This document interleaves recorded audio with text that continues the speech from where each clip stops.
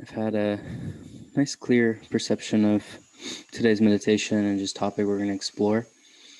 I made a post on my Instagram and Facebook today as I found an old writing that is a reflection of, what most, if not all, are seeking on the path of awakening and enlightenment, and spirituality, and all of that. And that would be to know what is the identity of ourselves, and more importantly, what is the nature of the absolute source of all. Because for us to, let's say, at least on the primary, you know, um, vision of the seeking path would be to uproot or to dissolve all suffering, because suffering in so many ways is what kind of fuels the path in the first place. So when we look at the perspective of how do we resolve all suffering, well, we would have to know what is the source of that suffering, right? Like come to know what is the source of suffering. It's the only way we would really be able to uproot it or come to balance with it. And so to come to know what is the absolute source of all of creation, or in other words, to know who we truly are as the source, this is this is the goal, the destination, and the place in which we already are. It's kind of very paradoxical. So when we look at a particular topic that is quite common in the path of meditation spirituality, that would be the topic of the ego. And what is the ego? We're going to explore this today in a pretty direct light. And as usual, when we do these, self-inquiry meditations, we may take different lenses or different approaches to the same thing, but they are all really doing the same thing. And when we look at the cause of suffering, when we look at the entirety of our life and all the ways in which we may have suffered or currently suffer, we could pretty much boil that down to the root of the illusionary ego, or sense of identity, false sense of identity, that essentially is the culprit in the matter of ownership, identification, um, taking things personally. Right? This is a very practical and common way in which we suffer. And ultimately, when we come back to the simple things like identification and ownership, we are simply coming to a recognition that if we are unsure or we're not clear on who we truly are, and we identify as something that is not us, but we think is us, then naturally this is only going to be a recipe for a disaster. Because, when that false identity is threatened, in the many different ways in which life, seems to reveal this, then we very quickly, can see that this false representation of who we are is really at the core of the culprit, or the reasoning, the root to the entirety of our suffering. So when we do a meditation, like we will in a minute, going in to ask the question, who am I? Or more importantly, to actually take a look and to see and to feel and to explore this original identity that emerges. Who is I? When we think of, and we can even just do this in a moment as I'm speaking, as we're reflecting, whether your eyes are closed or open, we can just simply reflect, contemplate, and just even move our attention into the feeling of I, the feeling or the knowing or the sense of I. That could be also, the sense of I exist, or I am here. But we're simply going to contemplate and move into this energy, this sensation, this feeling, whatever that may look like. And we don't need to be too rigid with that. It can be kind of open and spacious, but nonetheless, we're looking inwardly to explore this original I. That could be a question of where is that located in the body, or who is this I? What is this I?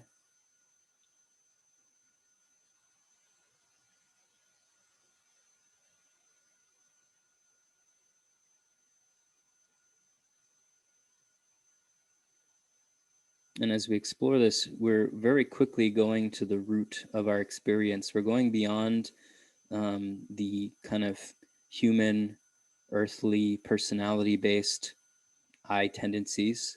That could be your opinions, belief structures, memories, desires, hopes and dreams, future of the future, fears, regrets, things we're shameful or guilty about, feeling guilty about.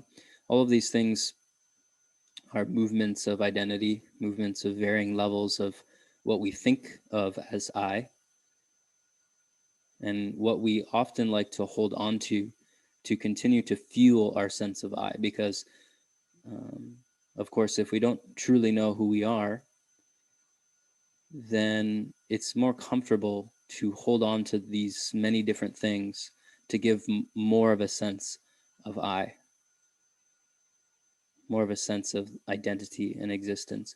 However, as we explore here and we actually are looking to see, well, where or what is this I? Where do we feel this I in the body?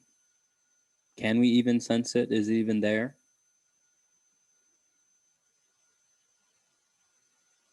So there's no particular answer to any of these questions, but we're simply exploring inwardly to see who or what is this original I. And oftentimes we may be able to feel it somewhere in the center region of the chest at times. You may feel a sense of presence or beingness that is there.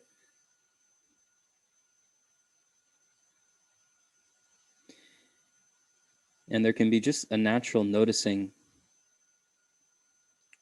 of the tendency to attach, identify, hold on to these many different arisings of thought, perception, identity, belief, opinion, memory, etc.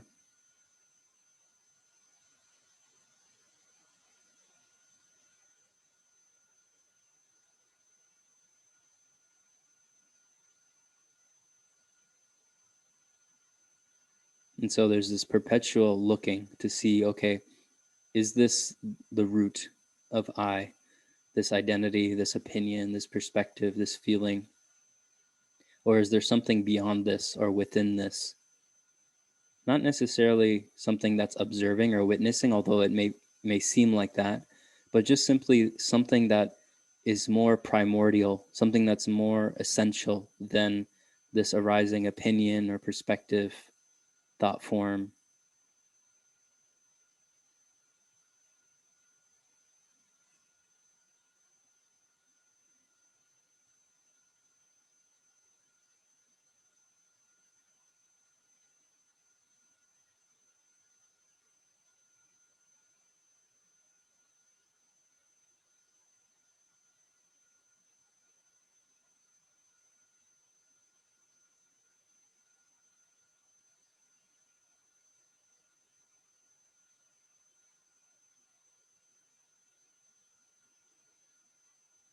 And so we can see as we explore this and as we continue to move to that sense of I,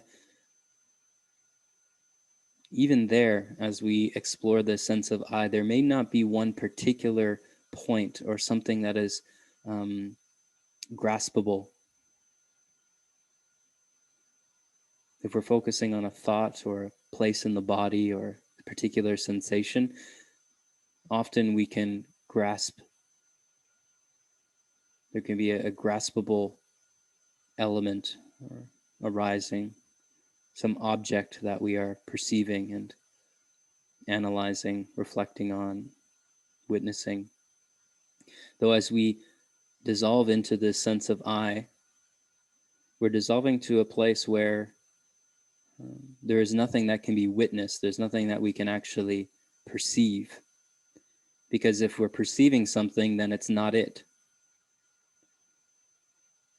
Because we're perpetually moving to that place in which is that origin, the origin by which all arisings, all awareness, all witnessing, all sensing, feeling arises from.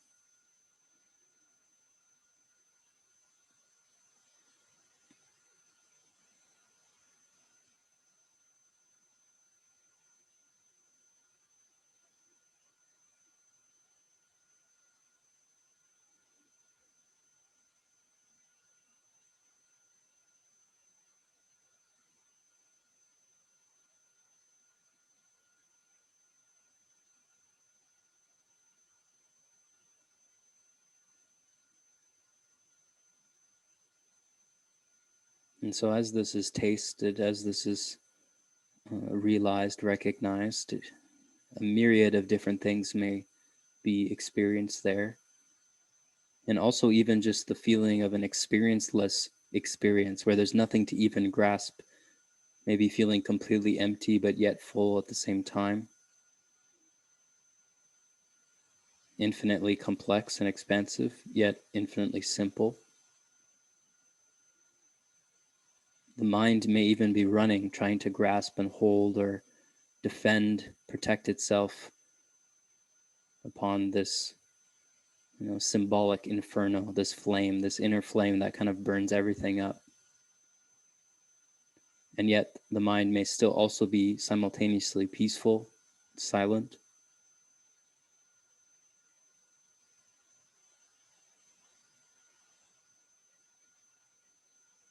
There may be a complete sense of freedom here, a freedom from all the movements of what brings suffering, which is just simply identification, ownership, attachment, a resistance to the natural coming and going, arising and falling of sensations, thoughts, feelings.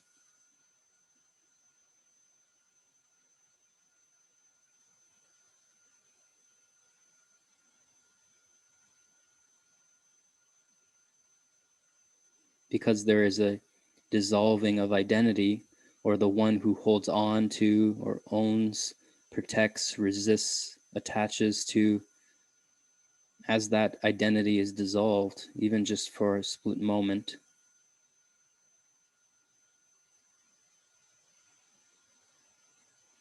then there's no sense of separation between anything within that space.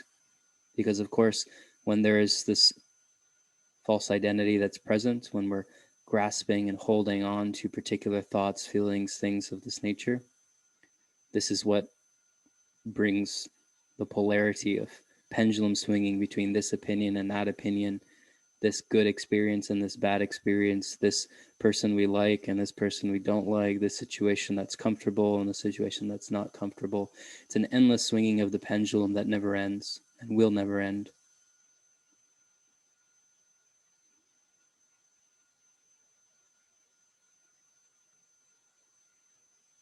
So here, as we recognize our true self, the true source of where all things arise from, we are free from this movement of this pendulum.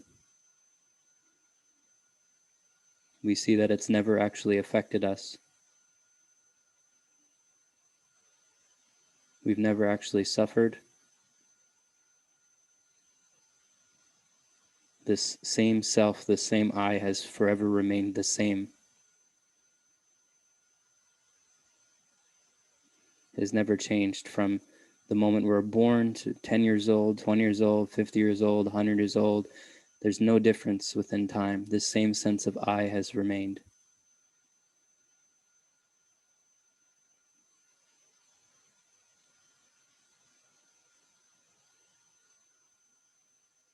And yet this sense of I cannot really be grasped. It can't be perceived. There's no particular place in the body it can be found.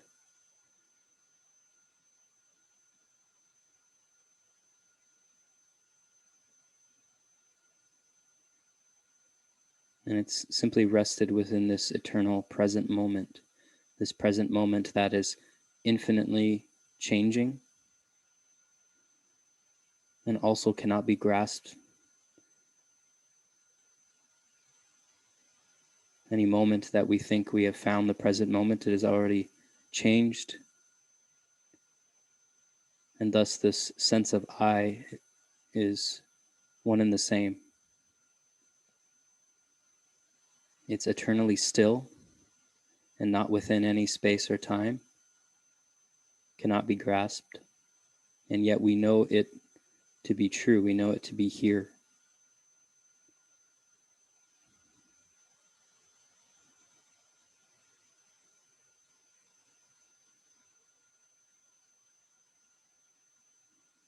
And everything that could ever be sought out in the movements of human life, movements of desire and fear, and the pendulum swing that continues to go, anything that could ever be sought out is found here.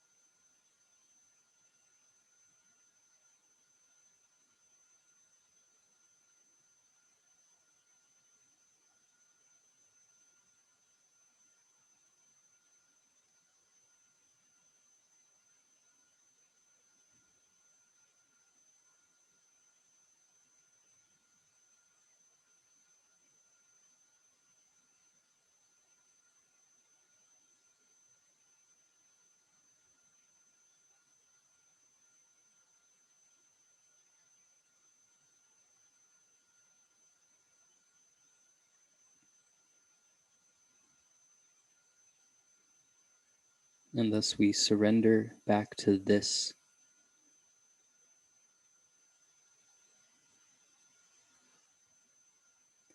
And this is not defined as anything in particular. And because it cannot be defined as anything in particular, then it is also everything. Anything and everything that arises, every thought, feeling, sensation, experience, circumstance, it is all an arising of this original source. And thus it is completely whole, perfect, and divine. Everything about it is loved, accepted, and cherished exactly as it is.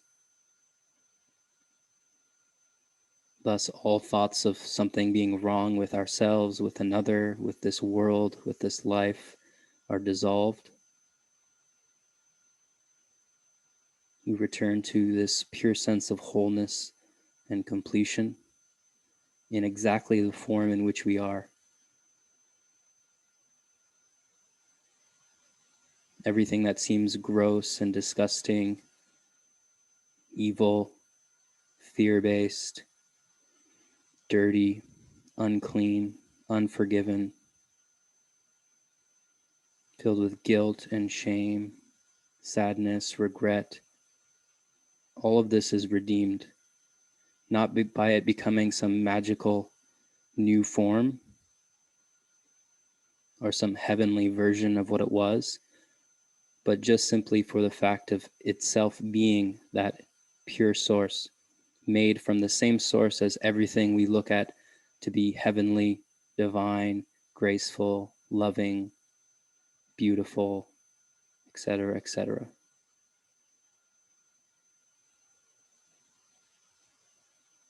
Everything is accepted exactly as it is.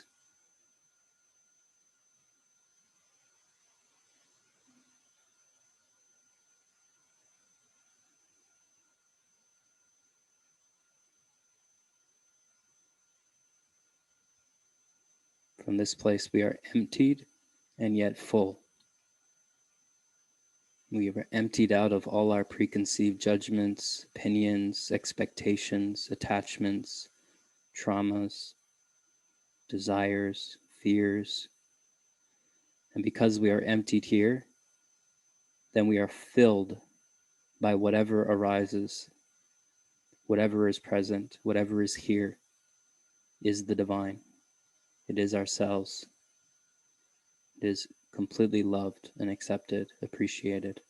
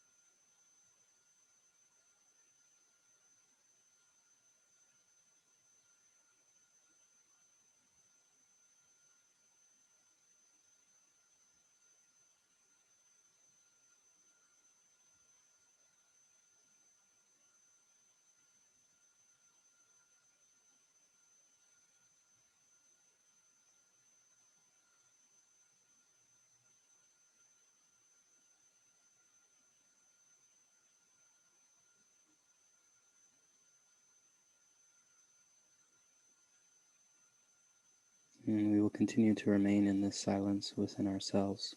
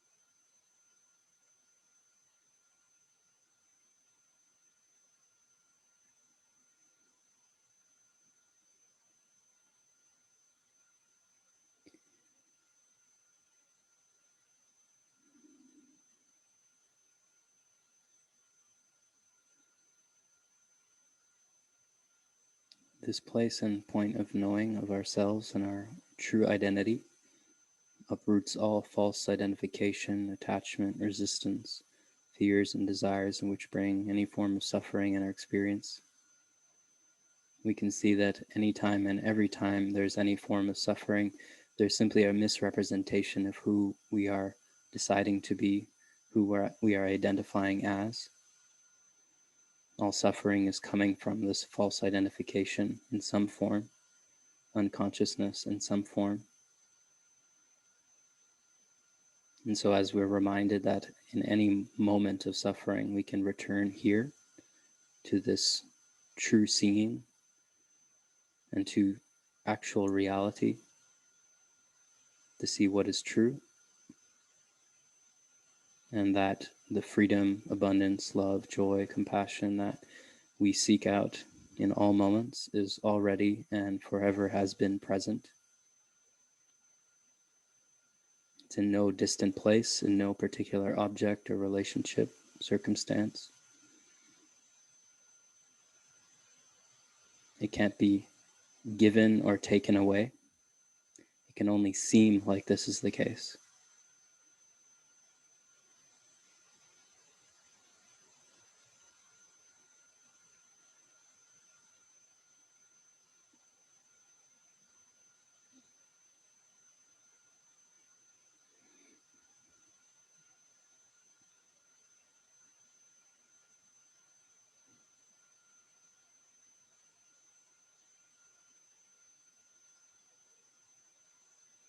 Naturally, as we bask in our own silence, we are often guided in particular ways through the body, through our psyche, through our energies, how we can bring further healing and clarity, resolution to particular topics within consciousness, within our particular life.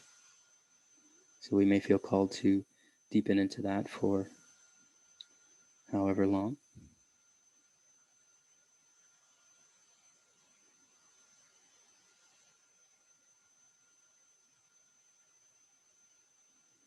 Some of us may feel complete, and thus if we do feel that, we can open our eyes.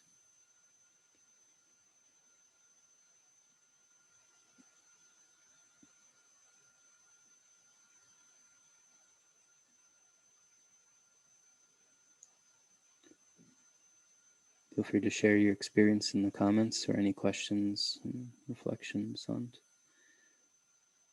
that meditation.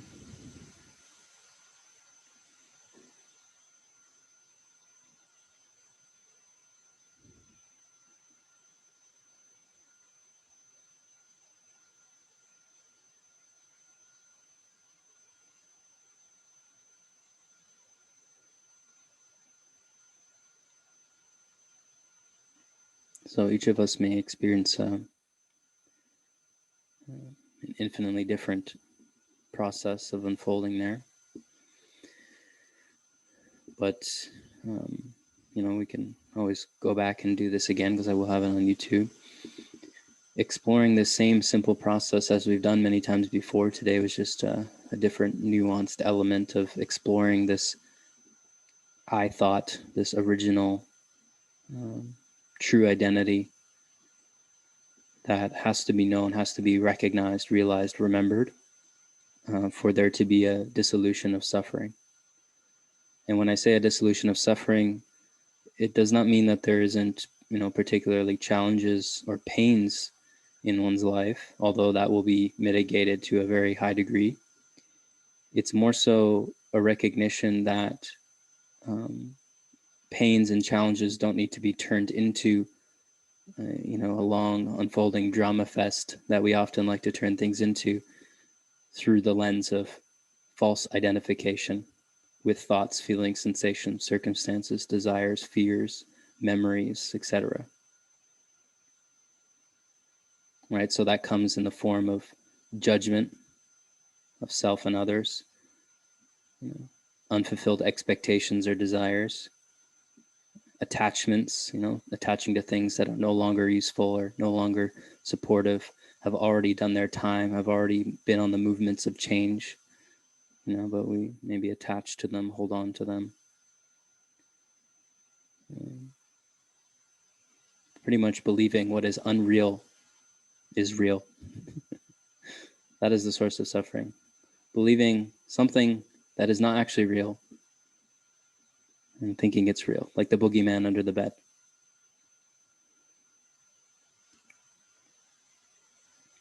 And so, what's important here as we're exploring this meditation is that we're utilizing our process of focus and movement in the body as much as we are in some sort of like mental contemplation.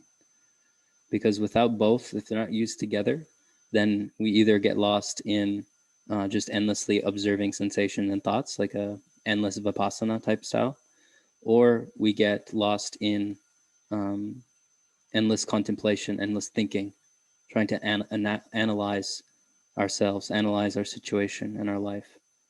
So both are helpful, and so what we're exploring today and how we're exploring this process is a combination of the two together, right? So we're going to this I thought that is actually viscerally felt. We can feel this original I, sense of I, the sense I am, but it's beyond I am. But we can explore that feeling of I am, I exist first. That could be something that we can focus on, which usually you'll feel right in the center of your chest or around there. That's why when we say, "Oh, this is myself," we touch ourselves there because that's where we feel ourselves. So we can focus on that and bring our attention there. And then, after a long enough time that you focus there, you may find that even that is not actually there. It doesn't actually exist in the same way we think it does. But nonetheless, uprooting and knowing who we truly are is really where we're going to uproot our suffering and live a life of true freedom and joy and love and peace within ourselves. Not because our life circumstances become some movie scene, but because we realize that who we are. We realize the true identity, which is freedom, love, abundance, peace, etc. So I feel that's all for today.